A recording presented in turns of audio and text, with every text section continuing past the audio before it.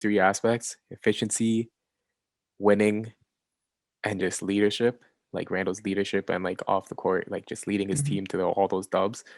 I think that's the reason what edges him. But statistically, they're not that far apart. And I think Randall just gets it because of that winning.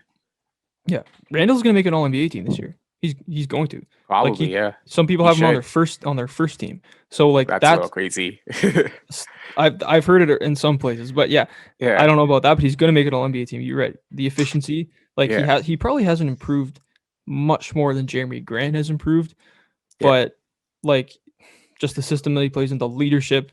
His 3-point shooting is up to over 40% when it was abysmal in years before. He's taking a lot more of them. He looks so confident, like so comfortable as a yeah, number one option. Like whereas yeah. before he was so predictable. Like you could force him to do things Spin like that move. you want him to, right? Like spin moves. He was just so predictable.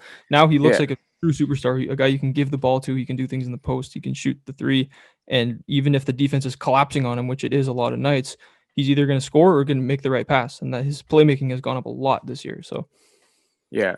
And they don't play with a true point guard. Like Randall is that guy. Like he yeah, is kind of the primary playmaker on that team. Like Alfred Payton's really good. Derrick Rose is really good. yeah, But those guys are kind of like not really like the playmaker on the Knicks. So man, he's like the main playmaker, main scorer, main everything. And yeah. that's crazy to think of. And the Knicks also had injury troubles too. Like people don't acknowledge that too. Like Mitchell Robinson was huge for them, and then he got hurt for a big part of the season.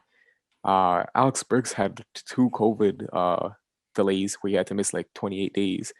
So yeah, they've had decent injury issues too, and Randall just weathered the storm, man. Hmm. He's a different player, man. Like Yeah. he went from being last year, I would 100% like he wasn't even in a debate with Pascal Siakam, Oh, and this year he's not in a debate with Pascal Siakam too, but for the other reason, he's just way yeah. better now. So yeah, it's crazy.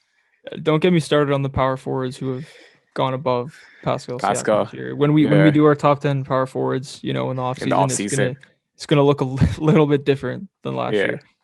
for Yeah, sure. but like the Knicks offense, it's kind of obvious what they do every possession. It's in Randall's hands every possession, but Yeah, it's works. it's efficient. It works because he's gonna Yeah, pass out if you double or triple him, and if you don't, he has like spin moves. He has post moves. He can just dominate you if you put a smaller guy on him. He can shoot off the drill at the 3-point line. It's been really really amazing to watch.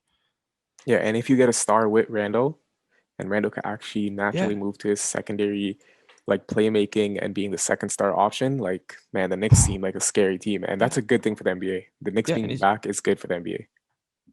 he's been a better defender and rebounder than, he has been. It's Yeah. just been all around amazing for Julius Randle. Thanks for watching. Subscribe here so you never miss the best clips from Stretch the Floor. Hit the links in the description below to find us on all podcast platforms and follow us on Instagram.